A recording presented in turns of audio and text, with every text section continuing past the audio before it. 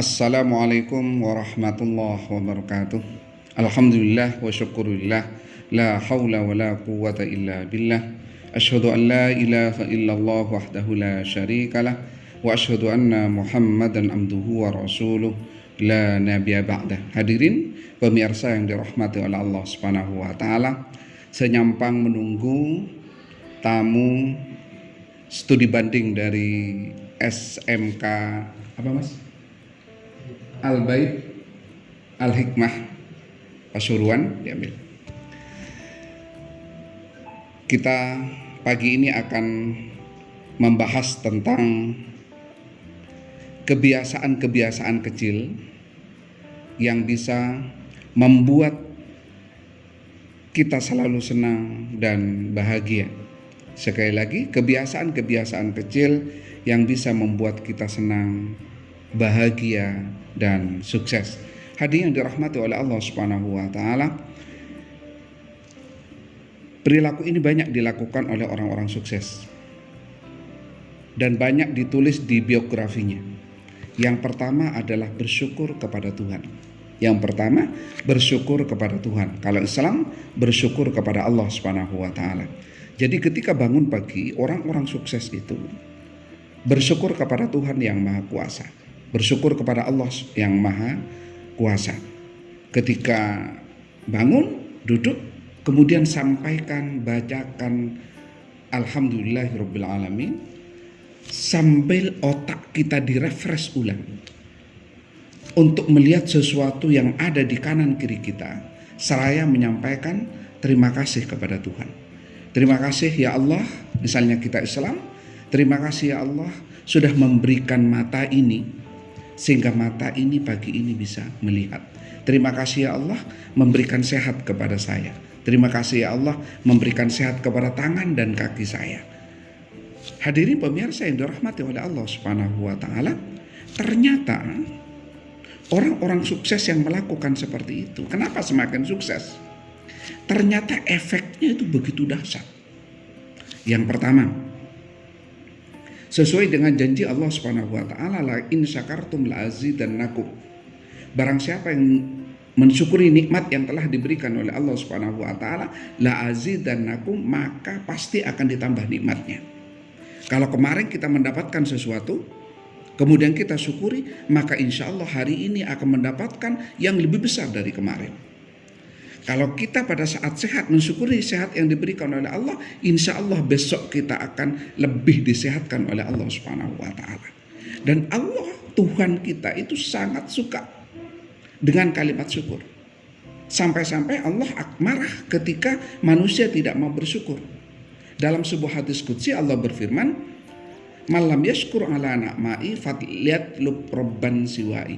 Barang siapa yang tidak mau mensyukuri nikmat yang telah aku berikan, maka silahkan mencari Tuhan yang lain. Itu saking marahnya Allah kepada orang tidak mau bersyukur. Itu efek syukur yang pertama. Yang kedua, setelah orang itu bersyukur, maka akan timbul jiwa optimisme. Maka akan timbul jiwa semangat yang lebih dari sebelumnya. Tuhan, terima kasih mata kita disehatkan. Tuhan, terima kasih tangan kita disehatkan. Allah, terima kasih kita dibuat sehat hari ini. Tiba-tiba dari kalimat itu memancing sebuah semangat bahwa kita akan berterima kasih tidak hanya berbentuk lisan, tapi kita akan berterima kasih dalam bentuk perbuatan. Tiba-tiba kita memiliki tanggung jawab besar kepada Allah Subhanahu wa taala untuk mempergunakan mata ini agar mata ini bermanfaat hari ini. Tiba-tiba tangan kita mengambil Al-Quran untuk membacanya. Kenapa? Tangan yang sudah dibuat sehat oleh Allah Subhanahu wa taala kayaknya merasa malu kepada Allah Subhanahu wa taala kalau tidak berbuat sesuatu. Mata kita tiba-tiba bertanggung jawab untuk membaca sesuatu kalimat-kalimat Allah Subhanahu wa taala. Begitu juga dengan kaki kita, hadirin yang dirahmati oleh Allah Subhanahu wa taala, tiba-tiba berangkat ambil wudhu, sholat duha, datang ke masjid, tiba-tiba jidat kita letakkan untuk sujud, untuk rukuk kepada Allah Subhanahu wa taala, diakibatkan kalimat terima kasih ya Allah, Engkau telah memberikan sehat kepadaku. Ternyata efeknya dahsyat. Yang ketiga, setelah kita menyatakan tentang apa yang telah diberikan oleh Allah Subhanahu wa taala, terima kasih ya Allah, Kau kemarin sudah memberikan yang ini ya Allah. Terima kasih ya Allah, Kau kemarin memberikan keuntungan seperti ini ya Allah. Nah, tiba-tiba hari ini kita tidak ingin lebih kecil manfaatnya dari yang kemarin. Kalau kemarin kita bekerja dengan posisi keuntungan atau keberhasilan 30% misalnya, hari ini kita bersemangat untuk mendapatkan sesuatu yang lebih dari yang kemarin. Tiba-tiba otak hebat kita itu menyampaikan seperti apa yang diberitahukan oleh Rasulullah SAW, kalau hari ini lebih jelek dari kemarin, engkau celaka. Kalau hari ini lebih baik dari sama dengan yang kemarin, engkau rugi. Kalau hari ini lebih baik dari kemarin, engkau beruntung. Maka tiba-tiba kita mempunyai semangat agar hari ini lebih baik dari yang kemarin. Sebab kalau hari ini pendapatan kita, apa yang kita perbuat itu sama dengan yang kemarin, sebenarnya kita rugi. Ternyata efeknya dahsyat. Itulah sebabnya kenapa para pengusaha, orang sukses itu diawali dengan syukur. Yang keempat, orang yang bersyukur itu orang yang merasa dirinya survive. Jadi menata dirinya bahwa dirinya saat itu survive. Aku siap untuk berjuang. Aku siap untuk ini. Nah, itu hanya dimiliki oleh orang yang memiliki optimisme yang tinggi, keyakinan yang tinggi bahwa hari ini akan baik. Nah, hadirin dirahmati oleh Allah Subhanahu wa taala, yang keempat akan menumbuhkan sebuah keyakinan. Allah berfirman seperti ini. Aku akan memberikan sesuatu sesuai dengan perasaan kamu.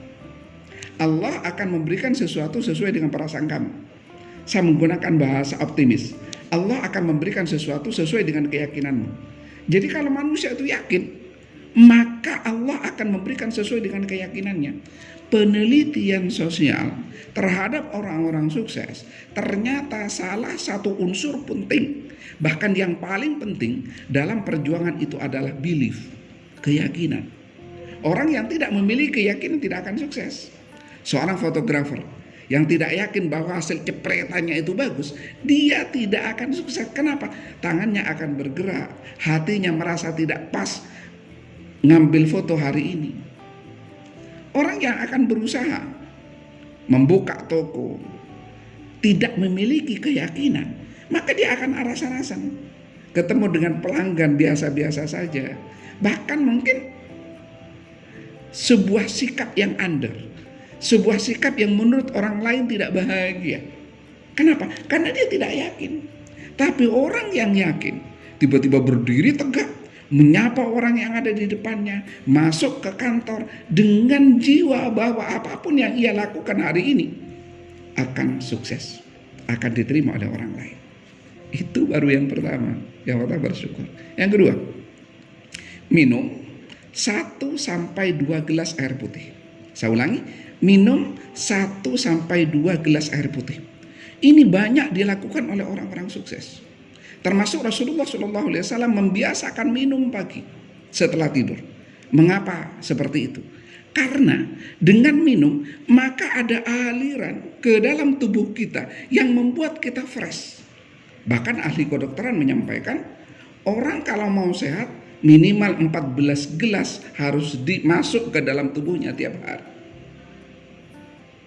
Bahkan kedokteran menyampaikan, memberitahukan kepada manusia bahwa penyakit apapun bisa teratasi melalui minum air putih yang cukup.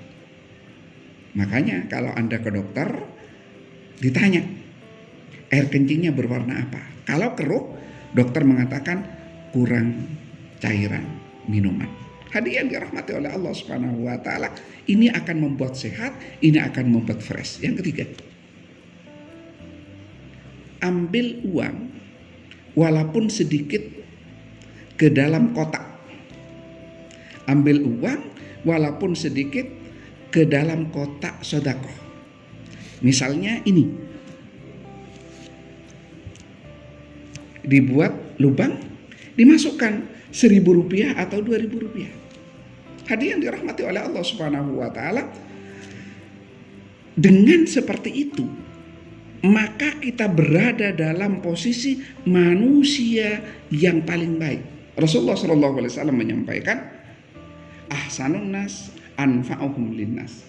Sebaik-baiknya manusia adalah orang yang bermanfaat bagi orang lain.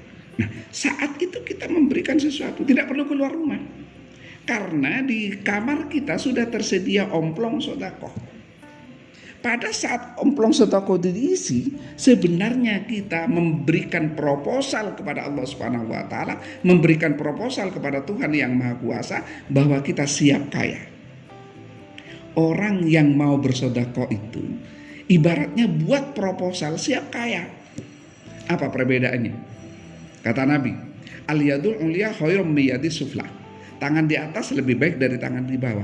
Siapa tangan di atas? Tangan orang kaya, tangan orang dermawan, tangan orang sedekah. Orang yang suka minta-minta, orang miskin itu tangannya di bawah. Jadi ketika kita memberi, pada saat itu sebenarnya kita memberikan proposal kepada Tuhan bahwa kita siap menjadi orang kaya. Sekali lagi, siap menjadi orang kaya. Dan ternyata Allah Subhanahu wa taala dalam surat Al-Baqarah menyampaikan setiap apa yang kita berikan maka akan tumbuh 7. Dari 7 itu tiba-tiba akan muncul lagi cabangnya 100, berarti 700. Lalu sahabat bertanya kepada Rasulullah, apa itu maksudnya ya Rasul? Rasulullah menjawab, kalau engkau sedekah 1 dinar, maka Allah mengembalikan 7 dinar. Maka kalau kita sedekah 1.000, masukkan ke omplong 1.000, Allah menyiapkan 7.000 untuk masuk ke kantong kita. Kalau 5.000 kita masukkan ke omplong sedekah, maka Allah sudah menyediakan 49.000 untuk 35.000 untuk diberikan kepada kita. Bagaimana kita tidak sukses?